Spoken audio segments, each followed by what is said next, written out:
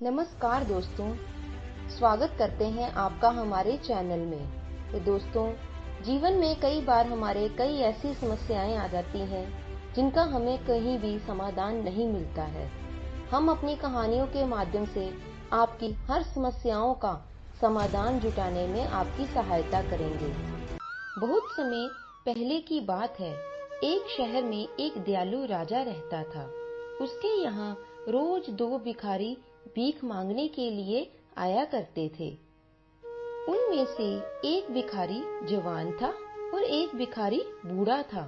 राजा उनको रोज रोटी और पैसा दिया करता था। भीख लेने के बाद बूढ़ा भिखारी कहता था, ईश्वर देता है। जवान भिखारी कहता था, हमारे महाराज की देन है। एक दिन राजा ने उन्हें आम दिनों से ज्यादा धन दिया। छोटे भिखारी ने कहा, हमारे महाराज की देन है, महाराज की जय हो। बूढ़े भिखारी ने कहा, ईश्वर की देन है, ईश्वर की जय हो। यह सुनकर राजा को बहुत गुस्सा आया। उसने सोचा, इनका भरण पोषण तो मैं करता हूँ और यह भिखारी हमेशा कहता है ईश्वर देता है, जबकि देता तो मैं हूँ।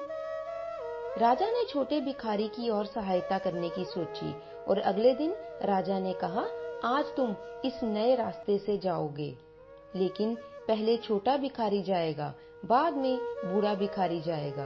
ये कहते हुए राजा ने नए रास्ते में एक सोने से भरी हुई थैली रखवा दी ताकि छोटे भिखारी को मिल सके।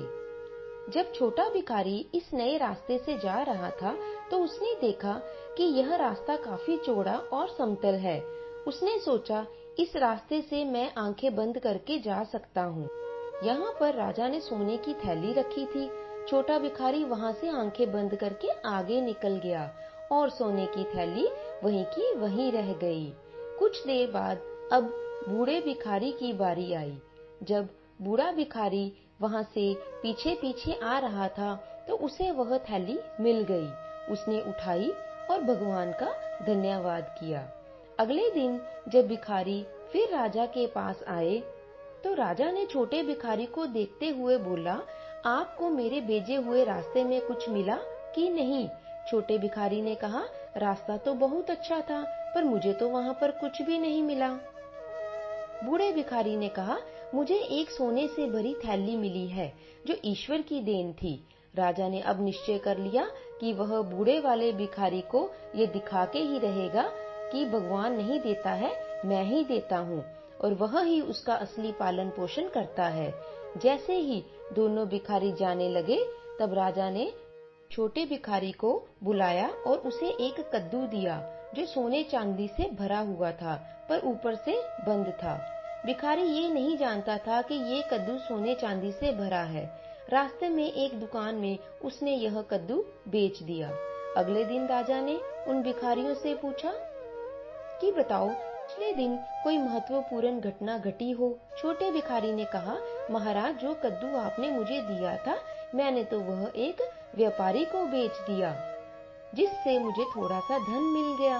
राजा को बहुत गुस्सा आया, पर राजा ने अपने गुस्से को व्यक्त नहीं किया।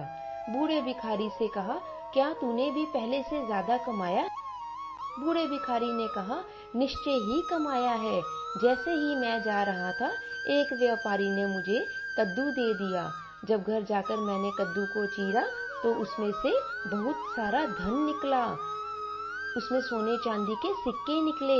उसने कहा, ईश्वर देता है। तो दोस्तों, देखा आपने, इस कहानी से हमें यह शिक्षा मिलती है कि भगवान अपनी इच्छा से ही हमें सब कुछ देते हैं।